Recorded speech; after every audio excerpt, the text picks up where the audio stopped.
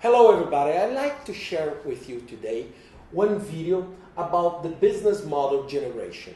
I decided to record this because I was reading a book called Business Model U, and this is the use of the strategic planning and all the business model concept to think about your profession and your business.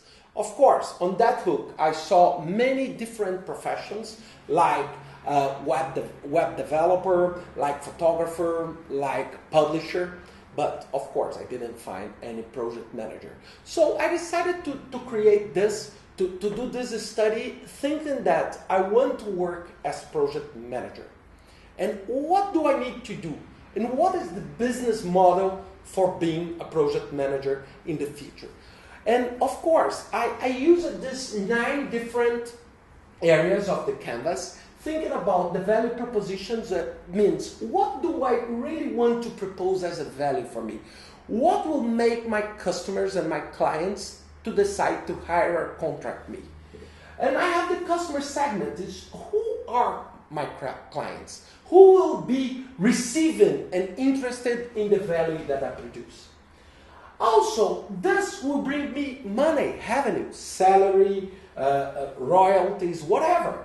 And to create this value proposition in this customer segment, I need to spend money.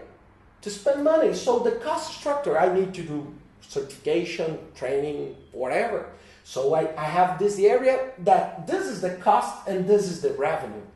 And of course, to do this, I need to find key partners. Who and which kind of company, institution, or people that can help me to address this value in these customers. To create this business, I have key activities and which kind of activities I will need to do to deliver these values. And key resources, which kind of resources like time, like money that I need to spend. And to address this value to this customer segment, I need to think about customer relationship. What kind of relationship I will build to address this value proposition. And also, which are the channels where the customer will see my value and my value proposition. Of course, this is my own example. So I did this thinking with my own mindset. It's very important that you understand that in your case, it can be completely different. So this is not mathematics, okay? We need to understand that it's a very open subject.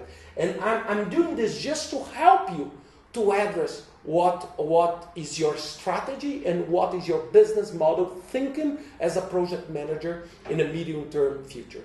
I'd like to start thinking about the customer segment. I prepared, so everything you need is just this canvas where you can download at www.businessmodelgeneration.com. This is free for you, so just take this and print. And I have some post-it notes. I prepared this just to speed up the process. So the customer, who can buy my services? And the first one is that I put is companies in general. So the companies that use project management to address their needs. For example, oil companies, banks, and any kind of retail. So companies that use project manager to address the results. The second one is the project management training companies. I can be hired or I can work for a company that delivers training in project management. Of course, I can work also for project management consulting companies. These two kind of companies, they have project management as the core of their business. This one, project management, is the tool to reach their business goals. We have, of course, also I can work for government. I can be hired by government. Government can see the value that I'm creating.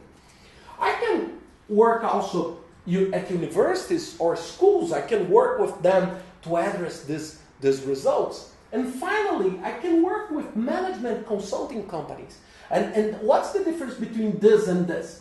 The project management consulting companies are the companies focused on project management, PMO implementation, and this kind of thing. But the management consulting company can be a financial advisory company, can be an audit company, any kind of company that delivers management consulting. So these 5 big groups are my customers. These are potential people that can hire me and can see value in what I do. But to have them, I need to think, what's the value proposition that I can offer? Not my company, but I, myself, what I can offer to this. And the first one, it's okay, I can show them that I have outstanding qualification, that I'm so prepared, I have such a good set of qualifications that they will desire to have me on their team. Second, I can sell also the field of work. It's a very dynamic, very nice, and very sharp, interesting field of work. So I can show them that thinking in project management and maybe hiring me, they will become more dynamic, it's more trendy. Of course, project management is not new. But the way that we are seeing the value of PM in the marketplace, this is something really new. Because all kind of companies in general can benefit from project management. The third value proposition is that I can work with diverse groups. Based on my qualifications on the field, I'm very well prepared to work with diverse groups, different multicultural aspects. So this is a quite good differential for me as a project manager. The fourth one, I'm trustable. I'm trustable. Look, you will build your, but if you want to show someone that you have value, you can tell them, you can trust me. This is a value that I can propose to them. I'm trustable because I have qualification, I work in a dynamic, I know how to work in groups, so this will address value. The fifth one, I'm willing to learn new things. Project management is essentially based on innovation, how we can implement innovation, so I'm ready to new things, to new ideas, so I'm not blocked in my own thoughts. The next one is I can adapt myself because I know how to learn. So if you hire me here, my value proposition, I'm very easy to adapt to different situations. And next one, I have a great ability of public speaking. I know how to make public speaking. I'm a good communicator. It's really, really important. And I also have knowledge of risk management, that it's something very trendy when we think about customer segments. So are the value that I want to propose to these customers. And if I do that, I will receive revenues from that. And which kind of revenues can I receive from that? The first one, and the most obvious, well, okay, if you hire me, I have salary. So selling this to this, I bring this. The second one, I can work giving training courses. I can work at night, Saturday, or maybe I can do both, or I can do one or another. So I can be, for example, if I work here in the schools, if I find this segment or the training companies, this is very interesting. I can, because I have qualifications, I can write books, and maybe I can receive royalties of publishing, so I can make revenues based on the royalties and the book sales, Kindle books, iBook stores, and bm.com book sales, so whatever. And also I can do consulting work. So look, I can have all this 4 stream of revenues, or I can have only this, this, and this. So, but this is where the money will come from. But to raise this, to reach this client and make this revenue, I need to spend money. I need to invest. In which kind of cost structure I will have? The first one is, of course, education. I will need to, to get this, I need to spend money on education because I want to have an outstanding qualification. No matter if it's an MBA course or if it's a PM course, whatever, you need to spend money on that. The second one, that you need to think it's the certification. Okay, I want to do my PMP, or I want to do my CAPM, or I want to do my Prince 2 credential. I want to pursue a Scrum credential. So the certification. So this will require some money. And the third one, it's some kind of premium subscriptions of social networks. Most of the networks are free, but some of them I need to pay a fee to have special access or to have something different, because this will be extremely relevant in this that we'll be talking later. And of course, if I want to talk to diverse groups, I want to learn new things, I want to work in a multicultural environment, I need to learn languages.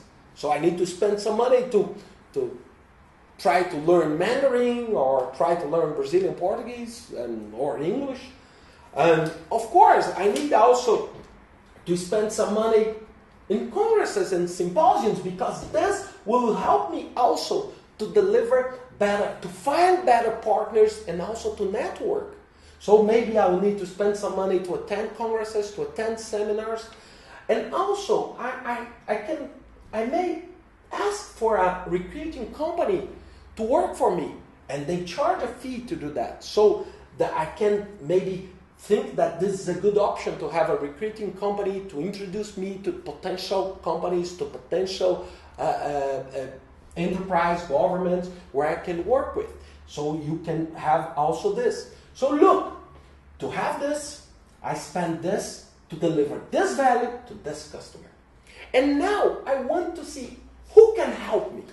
Who can help me to address this? And then I thought about which institutions or people can be great partners. First one, the PMI chapter. So you have a PMI chapter in your region, so they can be a good partner for you to find this and also to address the value that you are proposing. The second one, it's your own business contacts. Let's suppose you do not work as project manager, but you work in the web development. So this business contacts that you have, your current boss, or maybe someone that you worked with in the past, so they can be good partners to make this happen. The third one, it's other PM associations, other project management associations. It doesn't need to require to be PMI, but any other, my national association, my local association, so anyone that can help me to find the right people. The fourth one is the university, and this is a key aspect, because universities, they have this as a part of their business to help people to improve and to find customers. So, for example, if we look in the US and Europe, we see many universities that help entrepreneurship and people to address new things. And also other business associations. For example, it doesn't need to require to be a PM association. It can be a business association normally. Okay? So look this. We have the key partners, the value proposition, and which are the activities, the key activities. Of course, I can put maybe 100 here, but I address only the key topics. For me, okay, if I want to outstanding qualification through education, I need to do one work. It's to find great courses to attend. Which are they? Because for sure, we have something like 1,000 of different offers in project management. So which course will bring this outstanding qualification? Other key activities, I need to improve networking. Which kind of activity? Through the local PM associations, PMI chapters, or social networking? Which are the activities that I need to do to improve this? So this is very important. The other one is to improve the writing of my CV, because I need to write my CV in order to show this value proposition. I will not put on my CV my address or my age. This doesn't matter too much. What really matters is, what is your outstanding, what do you think it's an outstanding qualification to the customer? how you can show them that you are trustable, how you can write this in your CV to show this. The other one is increase, like improved networking, increase presences in the social media. A lot of people has a very bad understanding of what is Facebook or what is LinkedIn. It's different. This is not for you to tell what you did during the weekend.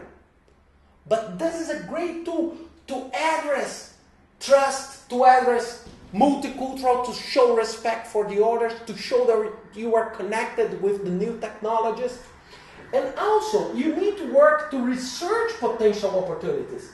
And let me give you an example. I'm Brazilian. And in Brazil, we have the World Cup, we have the Olympic Games, we have all the new oil fields.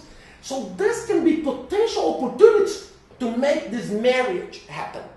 So I need to research. For example, if I'm an American, which kind of opportunities, where are these opportunities? So these are the key activities. Find great courses, my CV, networking, social media, and find the right opportunity. Because maybe I have this, but I do not know where is the great opportunity. So I need to be aware of that. And of course, to do this, I need to spend something. And for me, the key aspect is this. Time. So if you want to make this happen, you need to find time. If you do not have time, you cannot do this. You cannot think about doing certification and spending this, and this will not happen. So one key resource that you need to have is time. The second one is business contacts. Look, it's here, and you'll see something like this here also. So business, you need to, one key resource is who you know. Who can make this happen, can introduce, who can sell you in a good, very good sense. And the third one, it's money. And why I put this as the last one, as the third one? Because it's much, money is relevant to pay this. But it's not critical. For me, what's critical is time. It's time because time is what you really need to make this. Because maybe you can do a free course. Maybe you can study by yourself doing the certification. So this is not the big deal. The big deal is to find time to do that. Find time to build this profile and to show to your customer this profile. Now, we need to think about these two things. To deliver the value to the client, which kind of customer relationship I need to build? So which kind of relationship that I want to build with my customer? So one thing that I believe, look, again, this is my own opinion. You can have a different one. But it's the personal approach. So the personal approach. So it's not someone will introduce me to these companies, but the personal approach will be very important. And also, 24 times 7. So I will show, okay, I have the personal approach. And one thing that you as my customer here, as my boss, as my employer, or as my customer, I don't know if I want to be paid based on salary or based on consulting work. I don't know that. But one thing that's very important is that you can reach me, I'm accessible, and you have the personal approach. And one thing that it will address very well this value proposition to the customer is the charisma. So I can show, okay, the way I built relationship, look the heart here. The way I built relationship is through my charisma. This will help me to make this value be perceived by the customer. And of course, this personal approach, this accessibility, and this charisma, I will be using also through the channel. How these people will find me. And then I put the first thing, it's they can find me through the key partners. Look, this group, instead of making 5 post-it notes, I put this, key partners are this. So these key partners are a great channel for me, for example, to attend a PMI Congress, to attend a PM Congress. So it's a great opportunity for me to shake hands, meet people, and make them aware of the value that I propose. The second one is the traditional one. If I hire a recruiting company here to help me, they will be a great channel also for me to be perceived by these customers. The third one that I love, it's the web. It's the web. So the web is a great channel also for me to show. And the web, I will be tying this to the social network. So I can have my website, I can have my presence in the social media. Look again, social networks here, increased presence in the social media. So this Facebook and Twitter, whatever, can help me to show that I know risk management, I'm trustable, I'm willing to learn new things. It's like an advertisement in a very good sense. And the last one, I decided to split social network, to take out LinkedIn, because LinkedIn is exactly about new business, about finding employment, finding work. So I put, of course, this is inside here, but LinkedIn is something very, very important because it's a great channel to make these two be together. Recommendations, a very nice bio on your, look, the bio here will show the value through LinkedIn, so these customers can see you and can reach you. So this is basically what we are thinking about building the process. So it's really, really important that we understand the aspect. Of course, here we have a lot of post-it notes, and you need to build your own. So this is just an example to give you some insights. So if you want to position, I receive maybe every single day 2 or 3 email messages of people. I want to start in the project management, but I don't know how do I start. So this is the answer. If you want to start, okay, think what is your value prop. I put this, but you can build a completely different set. So you need to understand this. And finally, a lot of people think that this is only business. You are your own business. I give 2 public speaking this week.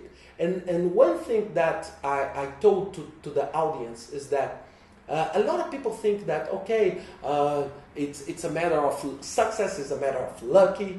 And I'd like just to split what is in my mind for you. For me, lucky is 5% of the results. Okay? Second is the environment. Where you are, which country you are, which situation you are. And this too, okay, I can add them and see that 10% is something like lucky. Environment 5 and the lucky itself 5. But 90%, 90, relies on you. Relies on you, in your ability to create a reasonable, to understand the cost here, to understand the profit here, to understand which kind of customers you can have, and you can be much more detailed. So relies on you. The success relies 90% on you. No matter where you live, no matter what you do, you need to think and you need to plan. And this is what I do in my own life.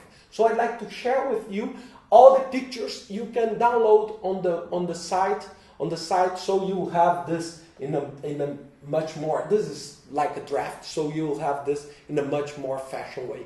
Okay, thank you very much. Good luck for everybody and have a wonderful day.